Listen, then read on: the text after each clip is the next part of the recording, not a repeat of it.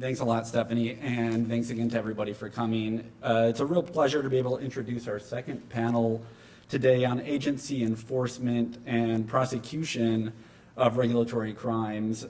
So this morning we looked mostly at defining regulatory crimes, and we heard a lot about issues that can flow from the depth and breadth of the federal regulatory criminal code. And now I guess you could say we're turning to issues of how that broad code is implemented on the ground. So if you want to use Roscoe Pound's distinction, right, turning from law in books to law in action. And we all know law in action is critically important in determining the content of the actual prohibitions and effects on behavior.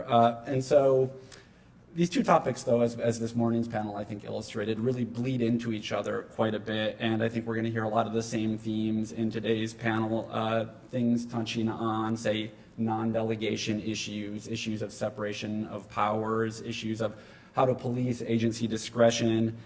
And I think this panel, maybe even more than this morning's panel, at least to my mind, goes to an issue that I think is at the heart of this workshop, the overarching issue of what are we really doing when we regulate by prosecution, if that's the term you want to use.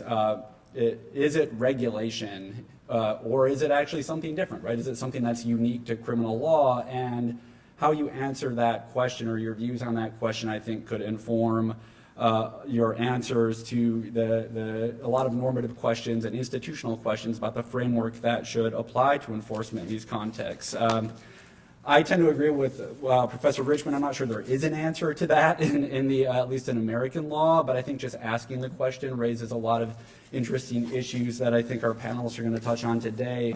And they cover a wide range. They can be things, even building on Senator Lee's remarks, going to how do we define the states of mind that we normally think of as important to criminal law? What does recklessness mean in the context of corporate crime, where the situational determinants of liability are a lot more complex than they are in street crime and a lot more disaggregated? Can you even give it a sensible definition? Or things like what should we do when it comes to stakeholders?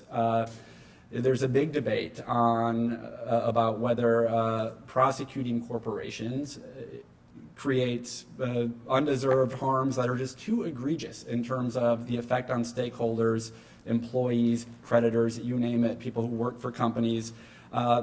When you look at the street crime context, at least until very recently, these harms are still completely egregious in the street crime context as well. The communities, the stakeholders in the street crime context are devastated by criminal policy, and until recently, stakeholder considerations didn't seem to be that legitimate. And so what is the parallel there? How do prosecutors give content to slippery terms like the public interest, right, in deciding what to do about regulating economic activity under the guise of criminal law, particularly when they're not subject to the same channels and constraints that we see agencies laboring under when trying to give content to similar mushy terms in the normal administrative law context, and questions like, what's the proper role of politics versus expertise in enforcement? We usually think, particularly when it comes to criminal law, politics really shouldn't be involved in enforcement. Maybe we think there's a little bit more room in regular agency enforcement. How you answer the question of are we regulating or are we doing something unique to criminal law might inform your views on that as well. There's of course, a whole bunch of other things that I'm hoping our panelists will touch on. So let me stop talking and introduce them. I'm really happy they're here with us today. I'll introduce them in the order in which I asked them to speak today. And so first is Professor Rina Steinsore from the University of Maryland Law School. You've got their bios, but I'll just give you a few highlights of each of them.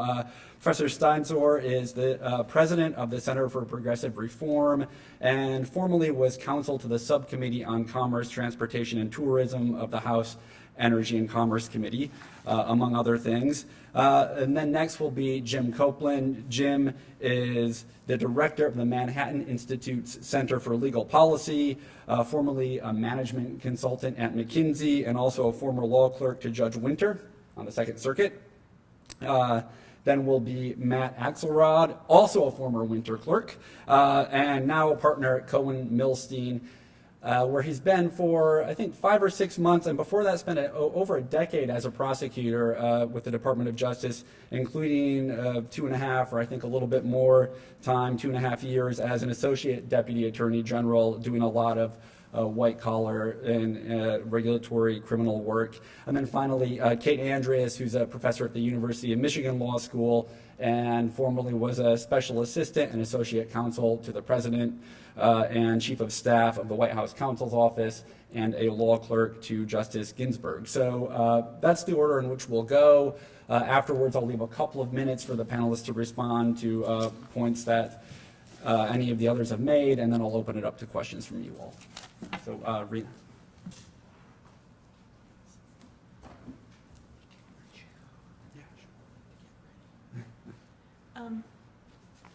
So I understand that I am the resident lefty, the person that's going to shake things up because the afternoon is progressing and we're probably all having a sugar low. I will say that when I was listening to Senator Lee, I had a sensation I often have in Washington, which is that I felt that he and I were living on different planets. It's very disconcerting. And his is clearly a very prevailing planet. But let me do my best to shake things up. America's prisons, there are 5,000 of them, hold 2.3 million inmates, more than in any other country that records such statistics, including Russia.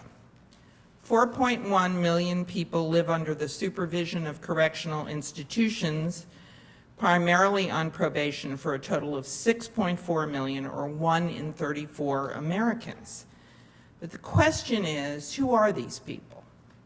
African Americans are 8 times more likely to be incarcerated than whites. A young black man has a 32% chance of going to prison. His white counterpart has a 6% chance. We have in this country an absolutely myopic focus on street crime at the federal, state, and local level, and it is creating the most profound sense that there is inequality in our legal system.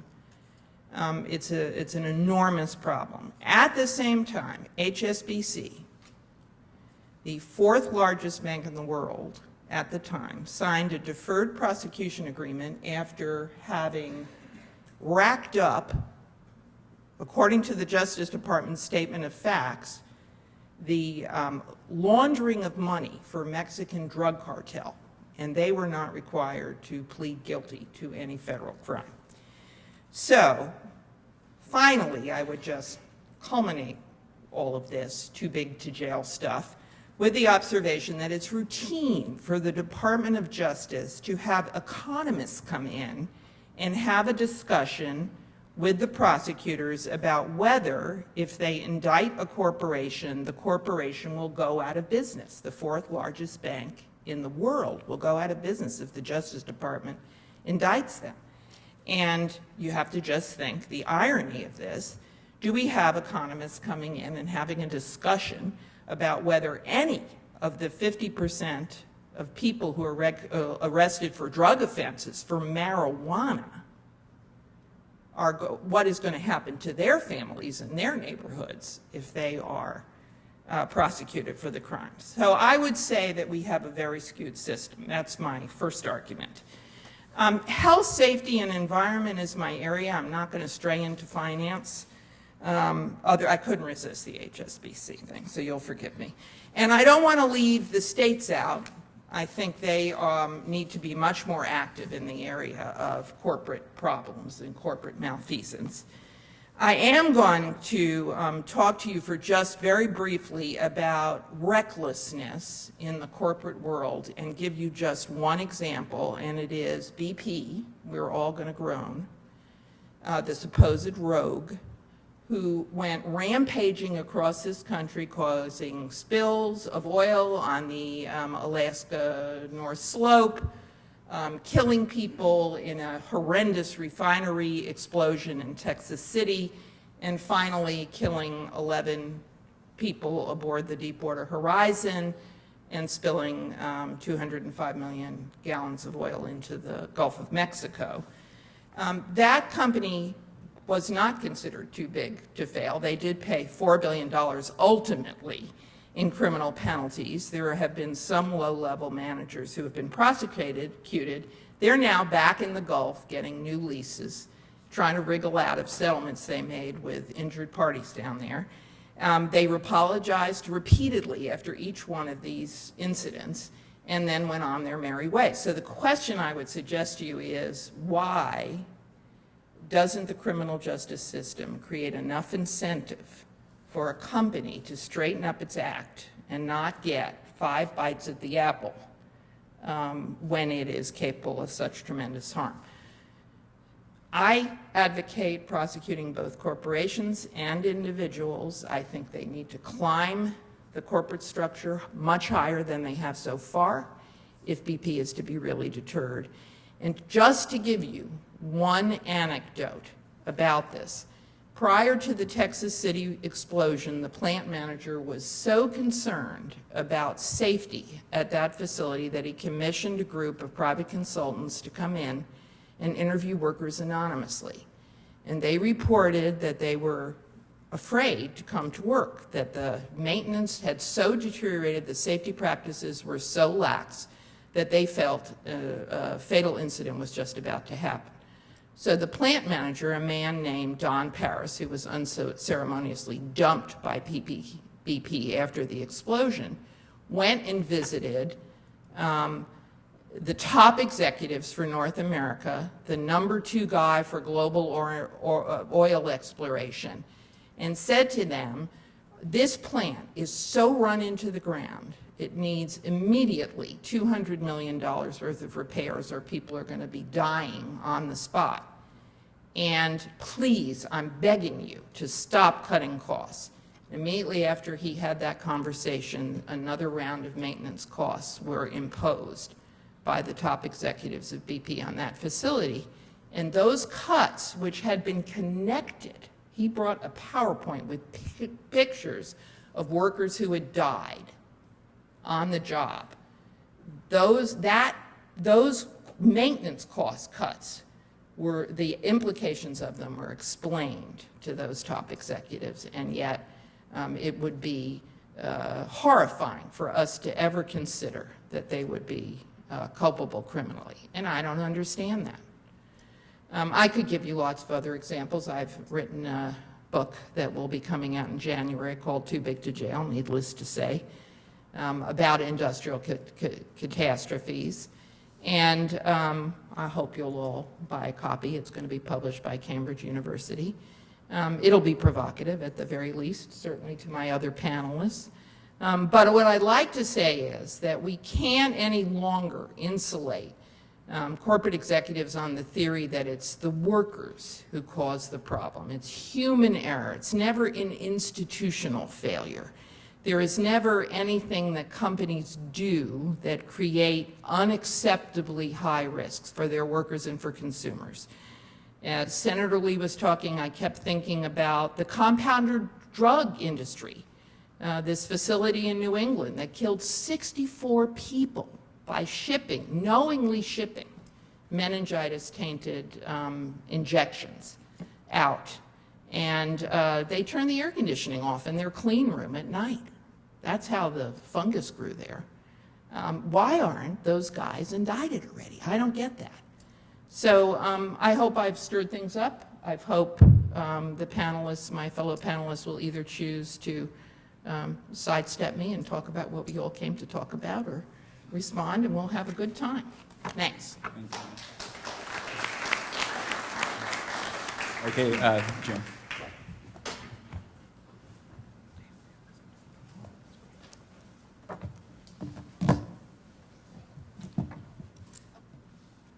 Thanks for having me. I'm going to go back a little more toward what we were here to talk about, although I am going to address a little bit some of Professor Steinsore's comments. And I agree with Professor Richmond from the earlier panel that we really don't have a very clear historical civil versus criminal delineation in U.S. law. I mean, in Blackstone, he was pretty clear when it came to corporate criminal liability, saying that the corporation cannot commit crime in its corporate capacity, though its members may in their distinct individual capacities. But there was already at that time, an exception in the public nuisance arena. In the United States in the 19th century, this was applied to publicly traded but private corporations. And then, of course, 105 years ago, the Supreme Court said Congress has the power to create crimes and apply them to corporations. I am not going to revisit that decision here today. I think it's with us here to stay. I'm also not going to comment very broadly, as John did in the earlier panel, about the question of whether we have too many or too few regulations. I have opinions on that. They certainly differ with, I think, some of the other people up here. But I really want to sort of flesh out what we call the shadow regulatory state. And it's really the regulatory state through criminal law enforcement that Professor Richmond was talking about, where we have a sort of dual nature here. We have the administrative law state with a very controlled area of regulation with very precise rules, and then the very discretionary criminal regulatory state through the threat of prosecution that exists the Federal Department of Justice. And I first want to lay out some statistics to show that A, this shadow regulatory state does exist and is significant in scope. Then B, I want to go through 5 different issues briefly that I've written about in some more length along with my colleague Isaac Gorodetsky, who's here today. And then finally, I want to go through 4 different potential areas in which we could change things and potentially remedy some of those issues. So do we have this? Well, for 205 years of U.S. history, we didn't have what's now known as the Deferred Prosecution Agreement. Starting in 1993, we did, and in the first decade of the DPA or NPA's existence, we had 17 such agreements. In the following decade, we've had 278 such agreements.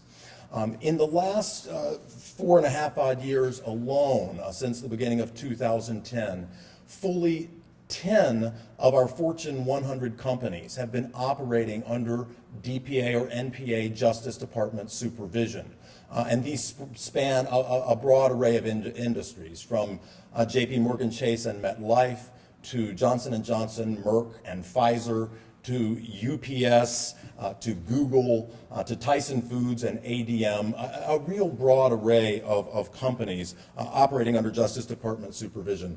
In the last 2 years alone, there have been 66 federal DPAs and NPAs that we know of, with $66 billion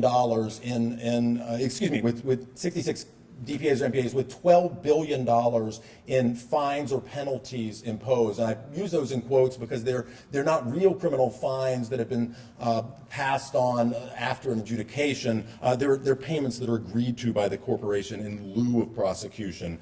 Beyond that, there are a number of wholesale changes that companies have had to embrace under these DPA or NPA agreements, including the implementation of training and reporting programs, changing compensation schemes, modifying sales and marketing plans, hiring new senior compliance officers and independent monitors reporting to the prosecutor, firing key personnel, including chief executives and directors.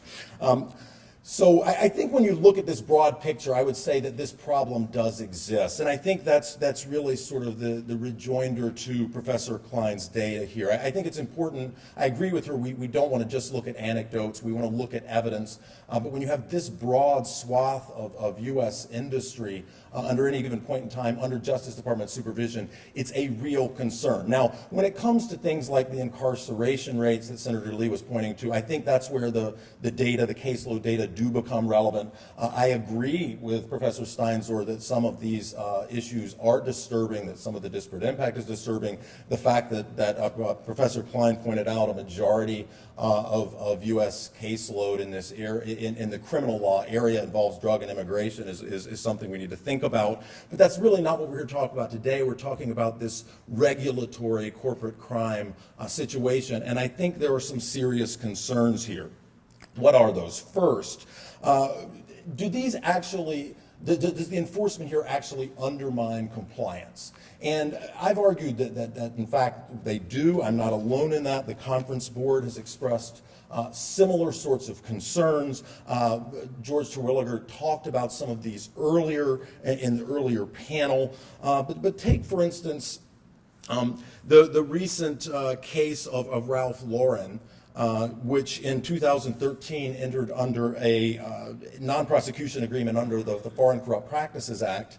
And they identified this. They implemented an aggressive new compliance program. They identified a situation where, and we're talking about the hundreds of thousands of dollars here, not a huge offense, where there were individuals in Argentina that were paying bribes to help with customs officials.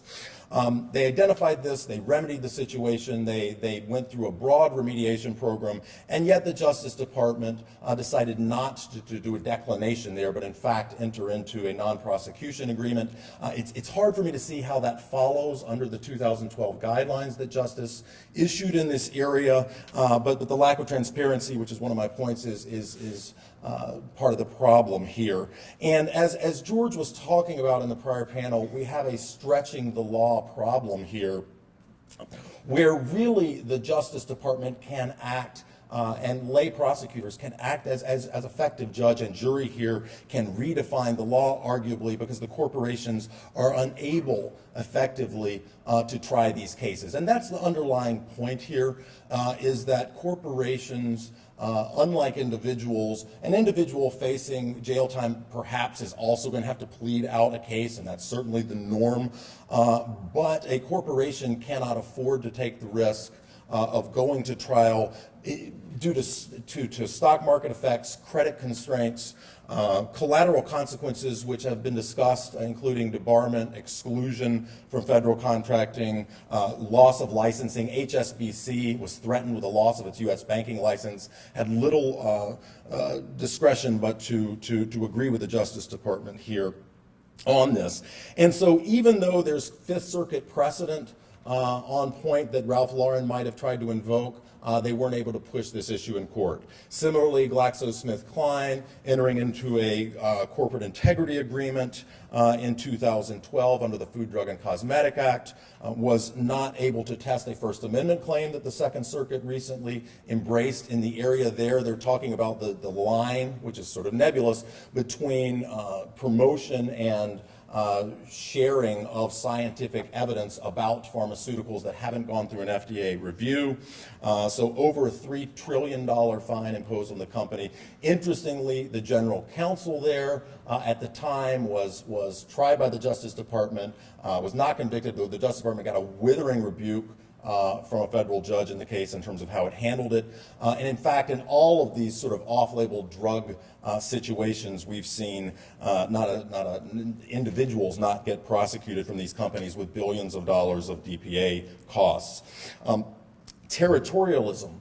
There's a global sweep to this, including non-U.S. companies. And Royal Bank of Scotland, 82% owned by the UK government, fell under last year at an antitrust DPA. HSBC already remarked upon. And there's social costs to these, which I would argue are very difficult for legally trained but business and economics and experienced prosecutors in the Justice Department to contemplate. So, for instance, is the truthful dissemination of speech by a pharmaceutical company good or bad for the public health? In that case, you've at least got an agency determination and congressional determination that's relatively clear. But should the Justice Department have oversight over all interest rate submissions under the LIBOR case that underlay the Royal Bank of Scotland with sweeping global economic implications? After the HSBC DPA was brought, they sold 42 businesses. They exited 9 countries. So it may be the case that's a warranted response. Clearly, companies like Angola and Myanmar could use capital from international banks. And the question is the degree to which the Justice Department is assessing these broad policy implications. Excuse me, that's my time. So I'll try to wrap up briefly with some of the reforms that we think could be useful here. First, the liability standards here, particularly at a global level, just looking at what's the respondeat superior rule. In other words, how much are you going to hold a corporation strictly liable for lower level employees' actions? That's something that the Model Penal Code and foreign countries that do allow corporate criminal prosecution take a different position on than the federal rule generally runs. Affirmative defenses, a compliance defense, we think could make a significant difference here to align compliance with the law rather than the enforcement regime. Sanctions, again, looking at debarment or exclusion. Do we really want to tell seniors on Medicare that they can't get the drug their doctor prescribes for them because the company's excluded from Medicare? Do we really want to tell our military that they can't get state-of-the-art weapons equipment based on this? I mean, I don't think the Justice Department really wants to actually do this. They always argue this away, but it is the sort of Damocles that I think is hanging over the negotiation process here.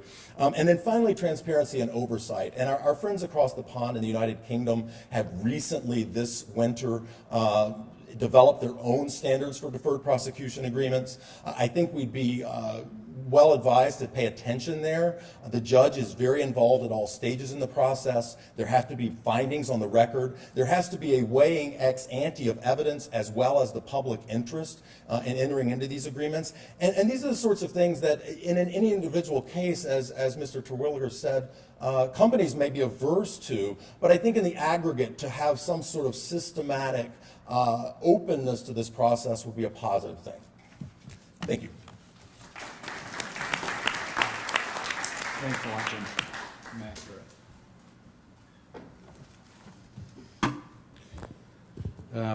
Thanks, Rick. Thanks, everyone, for having me here to speak today. As it says in my bio, I spent the last 10 years as a prosecutor, so I'm used to doing rebuttal closing, getting the last word before the jury. I won't get the last word today, but I feel like this worked out nicely because Professor Steinsore was criticizing DPAs sort of from the left and Mr. Copeland from the right. And so let me talk to you a little bit straight down the middle about why the department has increased the use of DPAs and NPAs in recent years. And why, in appropriate cases, they actually make some sense, although they're much maligned. So prior to the rise in the use of DPAs and NPAs, prosecutors basically faced a binary choice when confronted with corporate crime. You could either decline to prosecute or you could return an indictment. And NPAs and DPAs serve a crucial function in that they expand the range of options available to the Justice Department. Instead of the blunt instrument of decline or indict, that sort of binary choice, you have a spectrum of sanctions that you can choose from. And that's important because it allows DOJ to properly calibrate the sanctions in a particular case to the facts and circumstances in the case. That's necessary because the department has multiple objectives when dealing with corporate crime. And their objectives, and there are three main ones, which I'll talk about in a minute, and they can be in tension with one another. They're reflected in 9 factors that are in the U.S. Attorney's Manual. You sometimes hear them referred to as the Phillip factors or the Thompson memo factors. I don't know why Mr. Terwilliger didn't get factors named after him when he was the DAG, because that's usually where they come from, but we stopped naming them. I say it's old habits die hard. The department has stopped naming the factors after the DAGs, and now it's just the U.S. Attorney's Manual, the Principles of Prosecution of Business Organizations. So there are 9 factors. I won't go through them, but I think they boil down to 3 primary, or they reflect 3 primary goals that the department has when fashioning resolutions in response to corporate misconduct. So the first one is to appropriately punish the misconduct. The second is to incentivize and reward self-disclosure, cooperation, and compliance. And then the third is to minimize collateral consequences to innocent employees and third parties whenever possible. So let me talk about each in turn. And first is appropriately punish the misconduct. And that's the most important of the 3 for a few reasons. First, appropriately punishing corporate misconduct promotes confidence in the criminal justice system and the rule of law. Corporations and individuals both must play by the rules. When they break the rules, they must be held accountable. Bad behavior needs to be punished. Otherwise, and you've heard, I think, speakers from both sides of the spectrum today speak about this, process, if there's not adequate punishment when there's actual wrongdoing and actual lawbreaking, then confidence in the effectiveness of the judicial system can erode. Second, appropriately punishing misconduct is important from the Department of Justice's perspective because it serves a deterrence function. The fear of prosecution deters, and at least should deter, companies from engaging in illegal conduct in the first place. And it's better that the illegal conduct never happened than that the Department of Justice is prosecuting it on the back end. And that's particularly so when we're talking about regulatory crimes. Statutes like the Food, Drug, and Cosmetic Act or the Clean Water Act ensure that the drugs we give our kids when they're sick, or the water that our kids go to swim in, that the drugs are safe and that the water is clean. And it's much better to have compliance with those laws on the front end than having to prosecute companies on the back end for having sold adulterated drugs or having polluted the water. And the best way to do that is to send the message that if you break the law, there will be real consequences. And then the third reason why it's important to appropriately punish misconduct is that it ensures an even playing field. If you want to look at it from a sort of pure business perspective, the companies who do play by the rules shouldn't be punished or shouldn't be at a competitive disadvantage for doing so. If the lawbreakers aren't punished, then those who are playing by the rules may feel disadvantaged and may wonder why they're doing so. But that's not the only goal. It's an important goal, but it's not the only goal to punish bad behavior. Another goal is to incentivize and reward self-disclosure, cooperation, and compliance, and that's important too. DOJ has limited resources. You wouldn't think it from some of the comments here today, but there are limited resources and have to allocate those resources wisely, and it really can be a force multiplier when corporations cooperate. It allows the department to entertain many more investigations simultaneously if companies are cooperating with those investigations rather than hiring expensive law firms to fight tooth and nail every step of the way. Similarly and relatedly, if every corporation were made to plead guilty, there's no incentive to cooperate. In other words, if you want to get the benefit of that force multiplication, you have to offer companies some tangible benefit when they agree to cooperate and help advance the investigation. And one way to do that is by using DPAs or NPAs instead of guilty pleas in appropriate cases. And then there's a third goal, which is to minimize collateral consequences to innocent employees and third parties when that's possible. You've heard it here today earlier. An indictment can mean a corporate death sentence. And sometimes that's appropriate. Sometimes the conduct is egregious enough that's the appropriate sanction. But other times it's not. And you got to understand that when you impose a corporate death sentence, that doesn't just mean that the CEO loses his or her job. It also means that the secretaries lose theirs, and the mail clerks lose theirs, and people who had nothing to do with the criminal conduct lose their pensions. And that's not a reason standing by itself not to indict. But it's a factor and a real factor that needs to be considered in the mix of factors when prosecutors are making these very important decisions on how to treat corporate misconduct. I think it's easy for critics to say that every corporate case should be indicted or result in a guilty plea. And that's great. It makes a great soundbite, and it's great if your only goal were the first of the three I just mentioned. If all you were concerned about is appropriately punishing or punishing severely the corporate misconduct, then fine, indict away.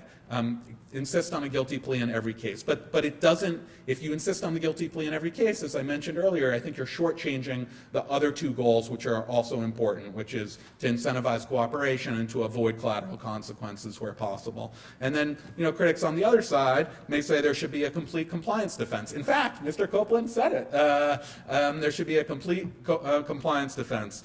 So that basically, as long as you can prove you had a pre-existing compliance program, you shouldn't then be indicted if afterwards, despite the compliance program, you broke the law. That's a great, I would do that type of an approach really serves the second goal I mentioned well. That definitely would incentivize compliance, but it doesn't fare as well when you talk about appropriately punishing the misconduct and the law breaking, if that law breaking does occur, notwithstanding the compliance program.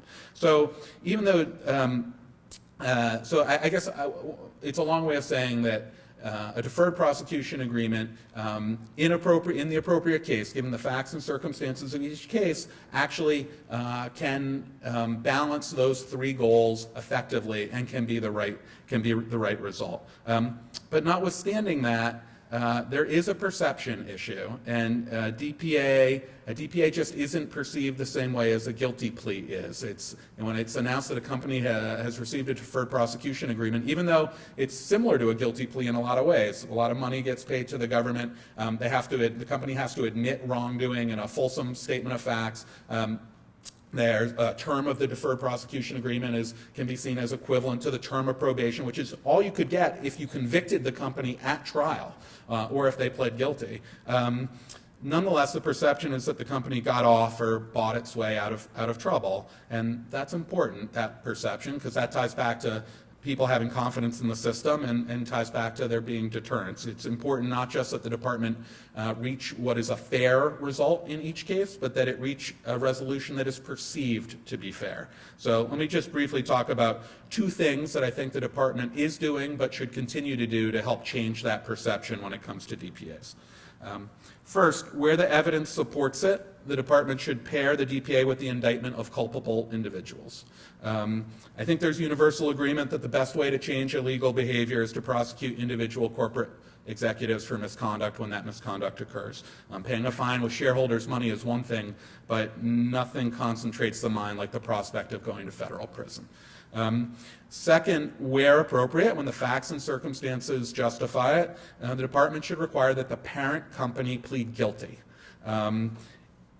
It's tough for people to understand this sort of spectrum of sanctions, this ability to calibrate the punishment to the crime if one end of the spectrum is only rarely used. And you can't require the parent company to plead guilty just to prove that the department is tough. I think, maybe I misheard him, but Mr. Terwilliger, I thought I heard him suggest earlier that the department is changing its prosecution policies, or that its prosecution policies are being influenced by politics or political pressure, and that's, based on my experience, nothing could be further from the truth. You can't bring indictments or require companies to plead guilty just because it's politically popular. That's not how the Department of Justice works, and it isn't how it should work. They need to stand apart and call things on the merits. But in an appropriate case, I think the department should have a parent company plead guilty. There was an article in the New York Times just a week or so ago that got a lot of attention. It was about Credit Suisse and BNP Paribas, and the article suggested that shortly that the department will be requiring parent-level corporate guilty pleas from those two companies, and I don't know whether that's true or not. But I do want to take issue with one thing in the article, which said that the fact that these corporate guilty pleas were going to be required represented a shift in strategy for the Department of Justice, and I don't think that's right. I don't think it's a shift in strategy at all. I think it's a reflection of the department's consistent approach of calling these things on the merits, of looking at each case, assessing all the facts and circumstances, evaluating them against the factors in the U.S. Attorney's Manual, and then figuring out what the appropriate resolution is. So regardless of what happens, I think, it may be time, it may be that these companies, for whatever the mix of factors are, whether it's a lack of cooperation, whether it's the egregiousness of the conduct, whether it's the ability to mitigate the collateral consequences, it may be that a corporate parent guilty plea is appropriate. But I don't think if that ends up happening, that represents a shift in strategy by the department, or that the department was soft on companies before and is now getting tough. And I think that if you look at the department's entire record, I think that's borne out. You'll see that individuals are being charged in appropriate cases. In LIBOR, there were two individuals charged in UBS, 3 in Rabobank, and 3 in ICAP. And parent corporations are taking guilty pleas. Marubeni is a Japanese corporation where the parent recently pled guilty in an FCPA violation. My time is up. I just want to, as one last thing, mention, touch base briefly on the regulatory regulatory crimes, because Senator Lee spoke about it, and others have spoken about it too, and have used examples where the regulatory statutes maybe were used in a way to prosecute someone who I think folks, when they hear the story, or at least hear one side of the story, says, I don't understand why we have those statutes and why they were used that way. I would just point out that there are examples.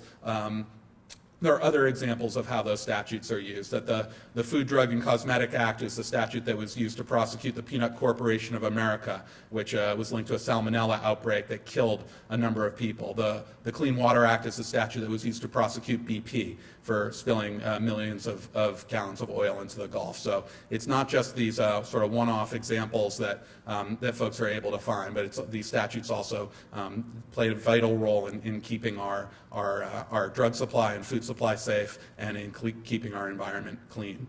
Thanks.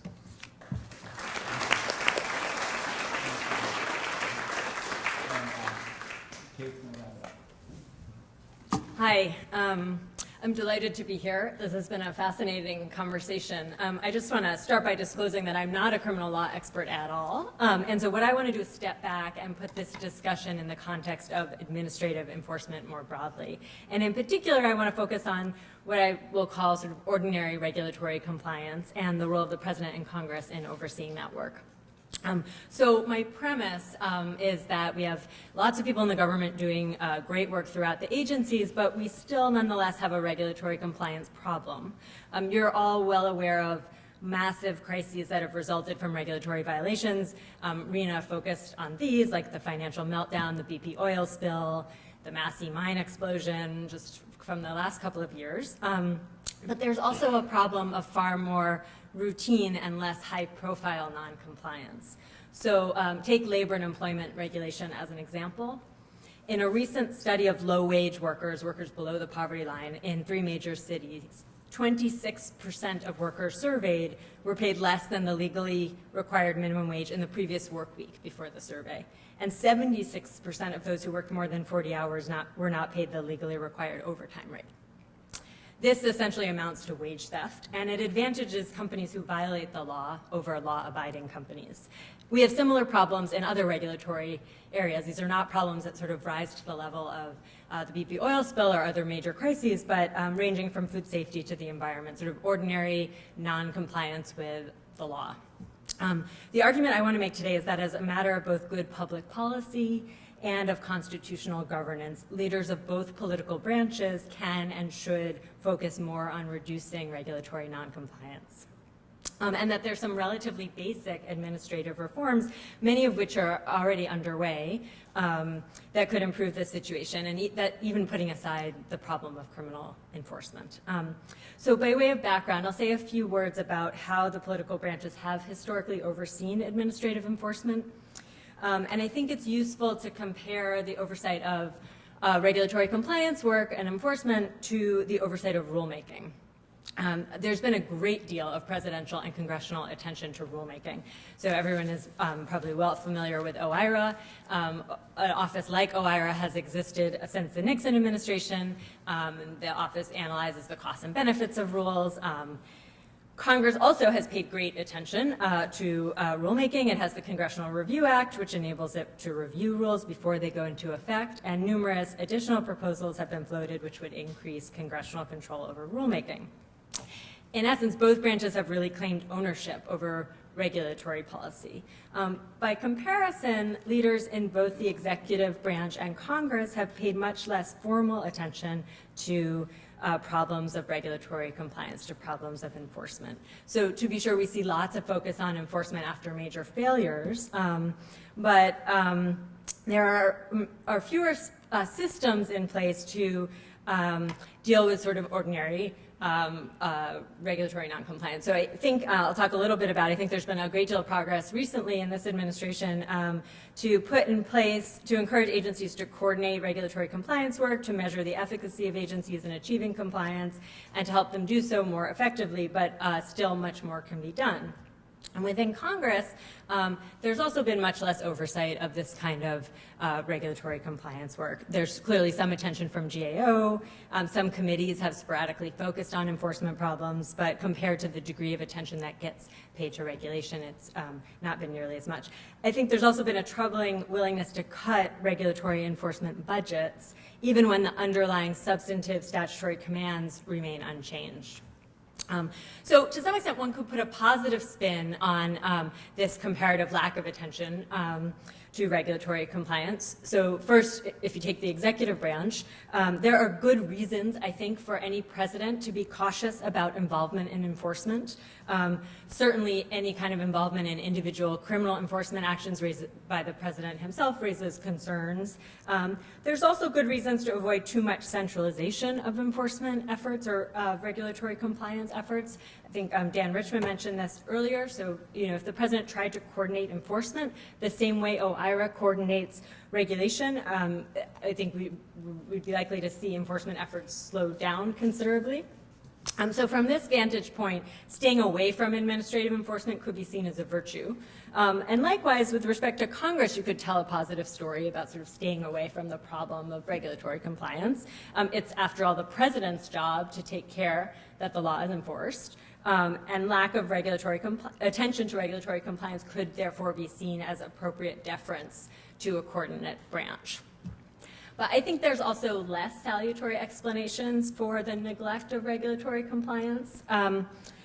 One explanation I would give is that it's really hard to do this work well, and there are few political upsides to uncovering problems and taking ownership over them. And this problem of sort of the difficulty of actually engaging in regulatory compliance work is exacerbated by the fact that, notwithstanding expanding mandates, there's decreased funding for enforcement work. Another reason is that since the 1980s, much of the political attention in the administrative sphere has been to deregulation. So non-enforcement and underfunding of enforcement efforts have actually been used as a tool to achieve deregulation, but this has often happened non-transparently. So I think that this is a problem from both a policy perspective and a constitutional governance perspective, and that achieving compliance with the law is something we should all care quite a bit about.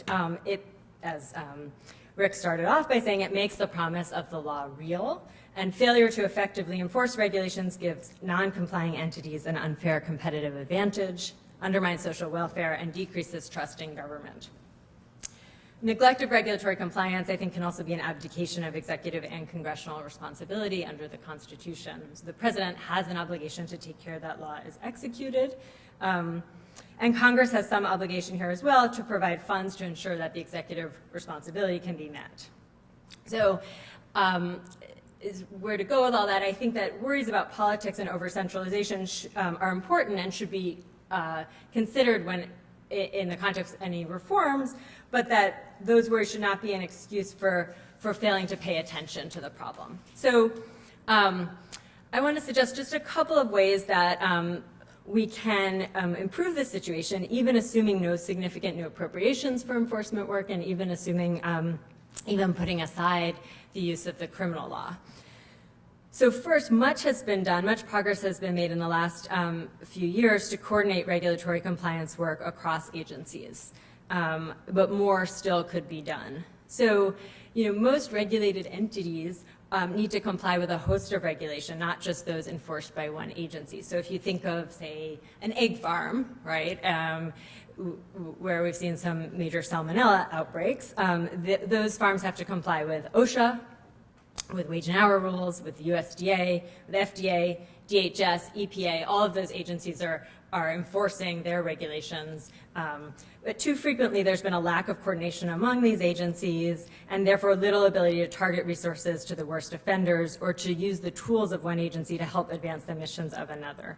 Recently, we've seen a shift toward greater interagency coordination. So agencies have signed a number of MOUs to coordinate enforcement against joint targets, or in which they agree that one agency will step back in order not to interfere with another agency's enforcement efforts.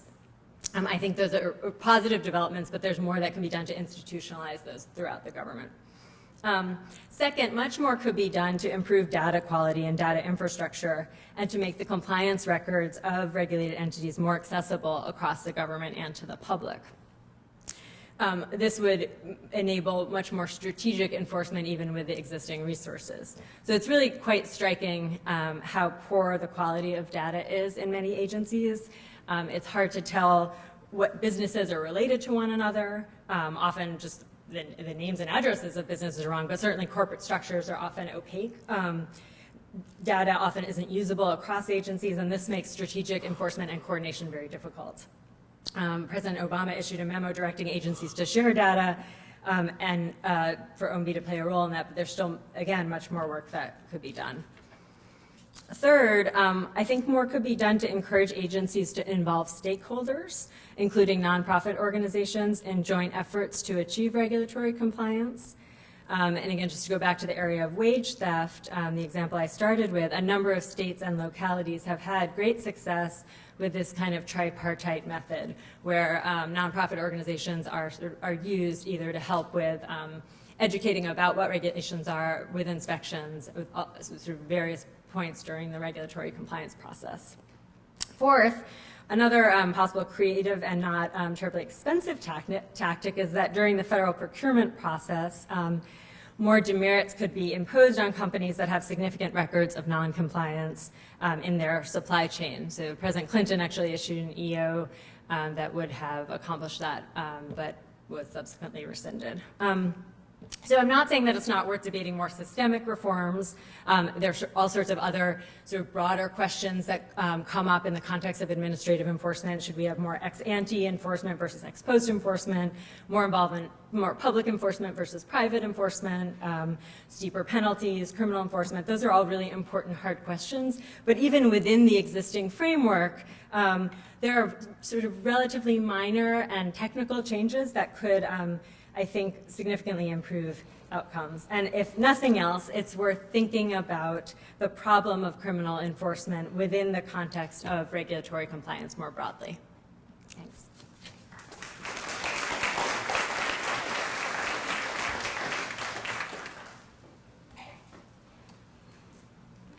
So I want to give the panelists a couple of minutes to respond to each other before I open it up to you all for questions. So with that. Yeah. I actually will say that I agree with my friend on the right about deferred prosecution agreements, although I thought your presentation on why they're necessary was among the best I have ever heard. So thank you. I really learned something today. I think that one of the problems that we have is that we're preoccupied with Arthur Anderson. And I think Arthur Anderson is a really special case. I understand some of the concerns about federal government overreaching. I mean, if we weren't criticizing the federal government these days, we wouldn't know we were alive in this city. But I just worry about that disproportion. But anyway, I thank you because I really learned a lot. It was a great, thanks. Yeah, and to that score, I want to emphasize that I think Mr. Axelrod did do a good job of laying out the rationale for sort of interstitial role for deferred prosecution agreements. I understand that logic in terms of not wanting a binary type of outcome, and I wouldn't want to take the position that there should never be anything like a deferred prosecution agreement. I do think that it's a little strange to think that these are as necessary as they have become, when from 1788 to 1993 we had 0, and from 1993 to 2003 we had 17, and in the last 10 years we've had 278. So I do think that there's quite a paradigm shift that's gone on here, and I think that's important.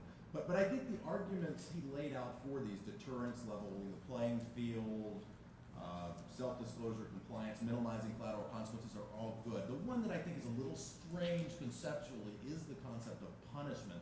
And that doesn't mean that criminal law is not all about punishment. And individuals who commit fraud should be punished. But when we talk about corporations, we're talking about combinations of employees, customers, creditors, stockholders. And so the notion that there's inadequate punishment of wrongdoing with a compliance defense strikes me a little hollow. And I want to emphasize a complete compliance defense. I don't think I said a complete compliance defense. I think I said an affirmative defense. Obviously, there'd be fact questions. Obviously, you just can't say, here's our compliance department, stick a thing up on the wall and do nothing, and then have that shouldn't be an effective compliance defense. I think it's not impossible, but I think it's very difficult for a lot of these companies to litigate these questions. But I don't think the reason to reject an affirmative compliance defense should be that the corporation per se isn't punished. I also really, Matt's first point and things that he suggested doing, pairing DPAs or corporate level prosecutions with the indictment of culpable individuals, I think makes sense. I mean, I would prefer that they become sort of necessarily linked, because it's very disturbing to me that you have multi-billion-dollar penalties imposed and substantial changes in business conduct imposed by people who were English majors with law degrees on major corporations without any individual at that corporation being indicted for the underlying predicate conduct. Now you're attacking my industry. Yeah, so first of all, I resemble that remark as an English major. Although, as Jim knows, I married an MBA who happened to be a classmate of Jim's at business school. Just a couple of responses. Thank you for your comments. So on compliance, I think there's a concern from the department that if you had even an affirmative compliance defense, that would result is you would have just trials over whether the compliance defense was adequate, like whether the compliance was adequate, what type of compliance program. And so I think, from the department's perspective, better to have, if you're going to have a trial, better to have a trial about the actual conduct and whether the conduct was criminal or not, than whether the compliance program was a paper program or a real program. But reasonable people can disagree. On individuals, I think as you were talking, it struck me that one of the additional benefits from prosecuting individuals when possible and when appropriate is that I think it gets at one of the problems that others have touched on today, which is that some of these issues they don't end up getting litigated because the company can't take the indictment. They can't take the uncertainty that comes with a standing indictment. They need to sort of package it in a resolution. And so I think that there's, I've heard it from defense attorneys, and I've heard it here today, that sometimes at the department, hopefully people believe in good faith, believes in its legal theory, but the defense in its good faith feels that legal theory isn't valid, but they have no choice but to accept a resolution. If more individuals were prosecuted under similar theories, then the individuals, they have incentive to plead guilty too, but some of them would go to trial, and then those issues would get more fleshed out. So I think that's another collateral benefit of prosecuting individuals when it's appropriate. So let me turn it over to you all. First question, yeah. Yeah, I want to congratulate the panel for a wonderful presentation. I have a question. In the area of growing global and international regulatory cooperation and UN harmonization of regulatory standards, where do you see this process going on the U.S. side? Because in the area of food and drug regulation from WHO and recently in the area of international trade, and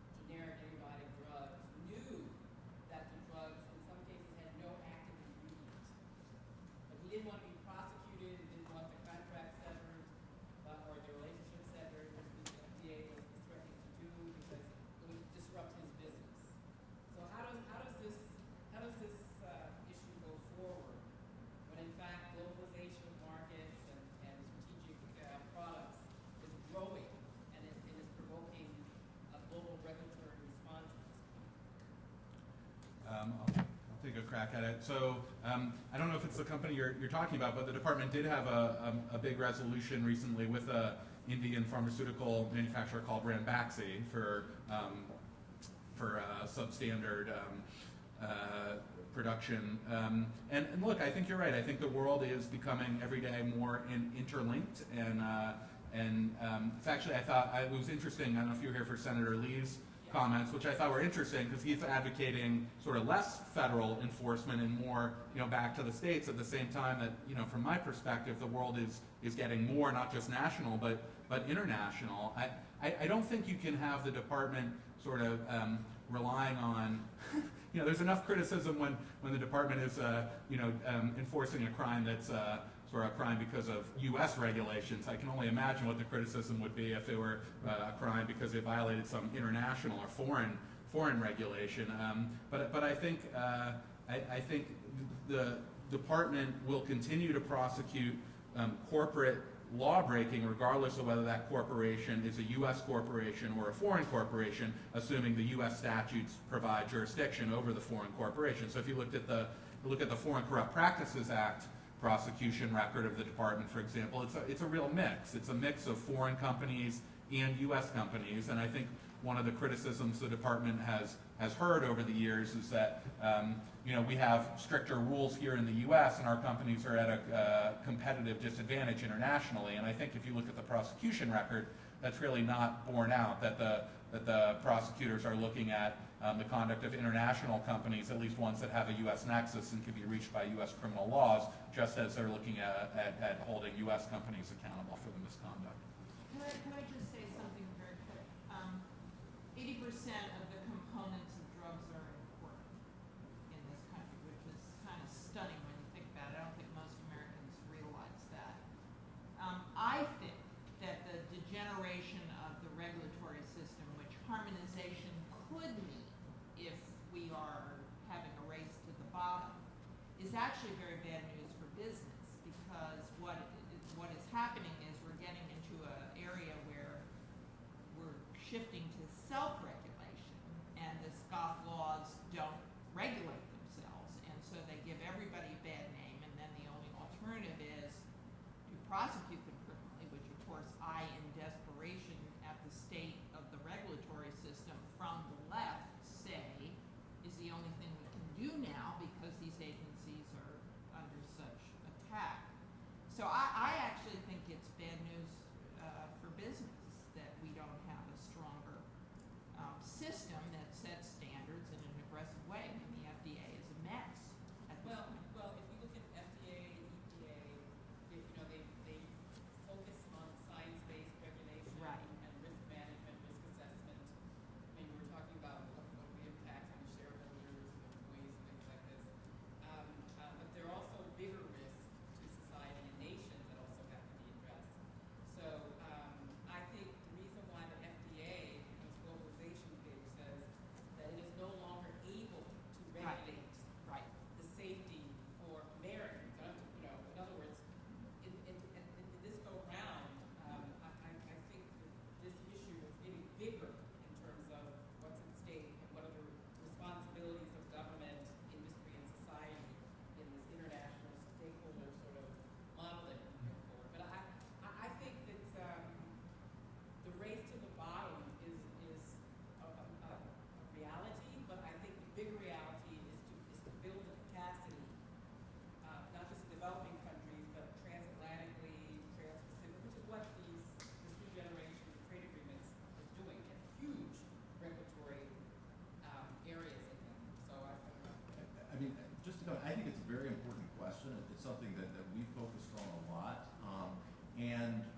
I think, just to clarify something Mr. Axelrod said, I mean, there certainly are instances in which there are prosecutions in the United States of violations of foreign laws. I mean, the Gibson guitar wood importation case that Senator Lee alluded to in his comments is precisely that. And it was basically a protectionist statute in India that was the underlying predicate offense there. I think the Justice Department, as I suggested, some of these DPAs have significant international implications. So I didn't just bring up Myanmar and Angola. I mean, they asked they said, wait a minute, you're getting HSBC to pull out of our country based on this? We don't want them to pull out of our country. And so I think there's a lot of concern here. And under the FCPA, I mean, Matt's right, they do prosecution of foreign companies. Sometimes they're foreign companies for alleged foreign bribes in foreign countries.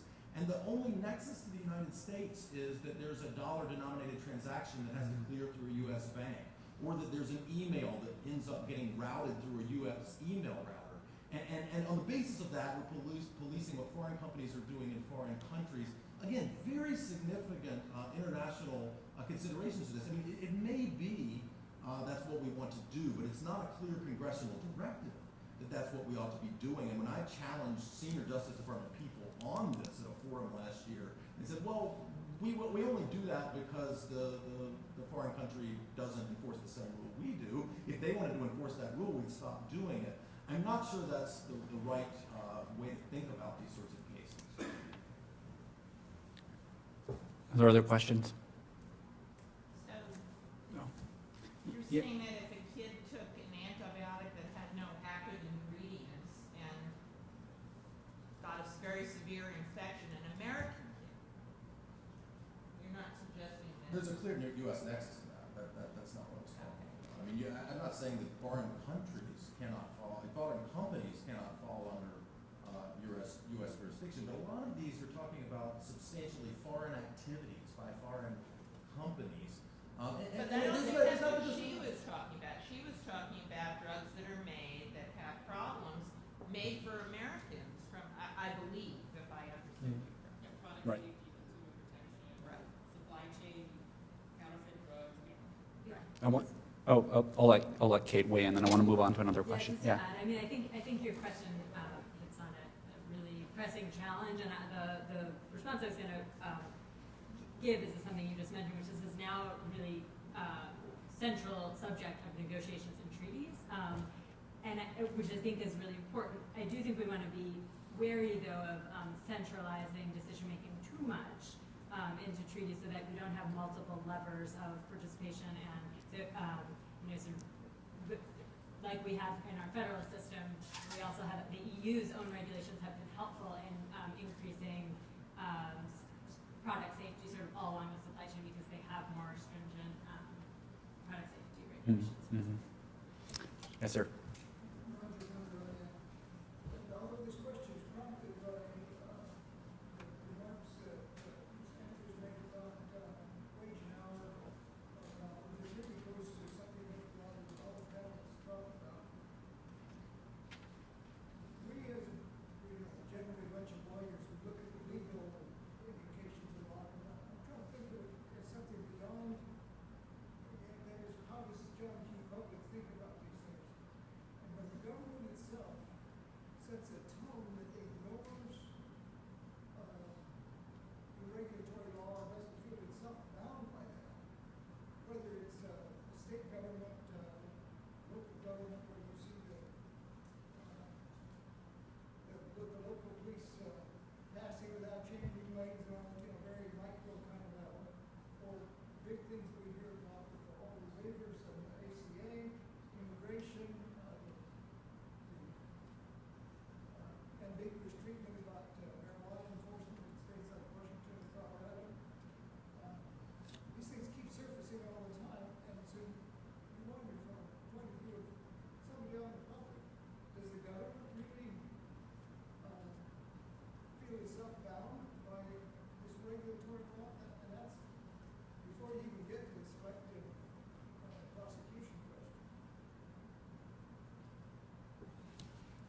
So I take your question to implicate the issue of the breadth, at least to my mind, the breadth of discretion, and we haven't really touched that much on it's almost completely unpoliced discretion, right? That prosecutors have to either bring these actions, not bring these actions, selectively bring these actions, and it ties into something I wanted to ask. We're running out of time, but maybe just briefly, there have been touches both in this panel and this morning, brief mentions of separation of powers issues, the lack of any judicial oversight or some the lack of any real transparency.